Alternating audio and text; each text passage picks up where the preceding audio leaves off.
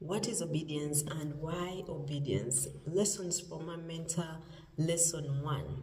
Let's talk about obedience. So, as a Christian, being obedient is very important, and it's almost like a topic that is literally, those synonyms. I feel like obedience is a simile to having faith, because you cannot obey someone you don't trust. So, what is obedience? When I looked up the definition of obedience on Google, obedience means that you submit to an authority. When you lovingly submit or willingly submit and comply to authority, to someone, to your leaders, you submit to the people in power, you do what they tell you to do. That is obedience.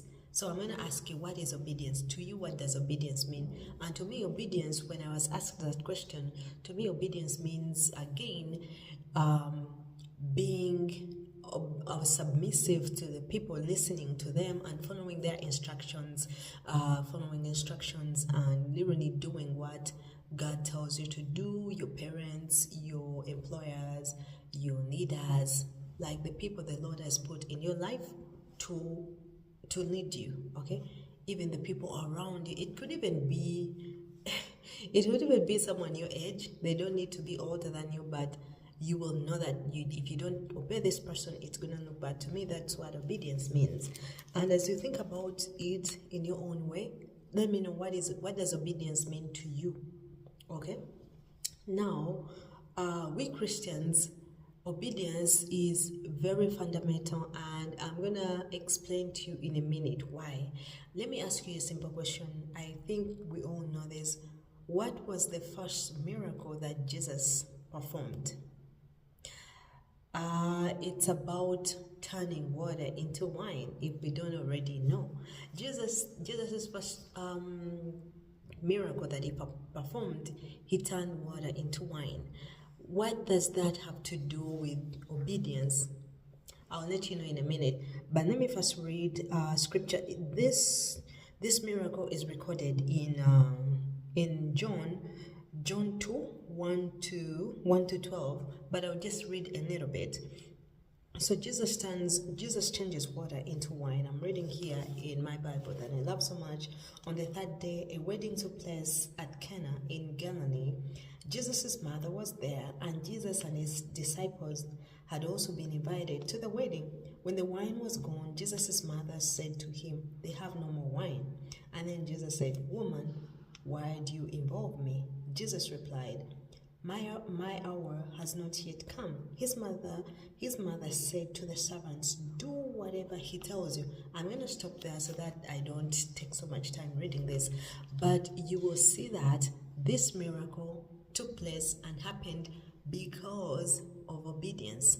One, Jesus, even though he was hesitant, he obeyed his mother's instructions. I don't know if he was nervous. I don't know if he thought, maybe I can't do this. And yet his mother somehow knew that my son is ready. If he had not obeyed his mom, that miracle would not have taken place. The first thing, what happened? Jesus obeyed his mother. And because his mother told him they have no more wine. And then his mother went a step ahead and told the servants, "Whatever my son tells you to do, because I know he's able to do it, do it. Don't question him. Obey him." Obedience, again, you see that obedience here is really playing a key area, a key part. So again, the servants, they told them, fill the pots with water, and then they obeyed. They filled the pots with water to the brim, and that's it. And when they did that, Jesus was able to perform the miracle because there was obedience, because the servants obeyed him. The only thing they had to do was to fill the pots. I can continue reading here. And then he told the servants, "Do whatever he tells you." Nearby stood 6-ton water jars, the kind used by the Jews for ceremonial washing, each holding from 80 to 120 liters. Jesus said to the servants, fill the jars with water. So they filled them to the brim. Then he told them, now draw some out and take it to the master of the bouquet. They did so, and the master of the bouquet tasted the wine, the banquet, and tasted the water that had then been turned into wine. He did not realize where it had come from, though the servants who had drawn the water knew. You see, they just filled the jars with water. They obeyed. Draw out some water. Again, they obeyed. They didn't care. And then take to the master of ceremony of the bouquet, and they took for him. The master of bouquet has run out of wine, but they know they don't care if they're taking water. For them, they just did what they were told to do. They drew out some water. By the time the master of the bouquet, of the master of the MC, tested the water, it was wine, because there was obedience. Now what do we learn from that? We learn that if we do not pay attention to what God is telling us, if we are not obedient, we shall miss out on very many miracles. We shall miss out on what the Lord has planned for us. You could be carrying your water, which could be turned into wine, and then the Lord tells you, take it to the master of the bouquet, take it to the master of ceremony. I don't know what the Lord has been speaking to you about, but if you don't pay attention to the details, to what He's telling you to do, because you think, why would I be drawing out water and taking it to the MC? It doesn't make sense. Don't worry about the sense it makes to you. Do what God has told you to do. It will make sense later, okay?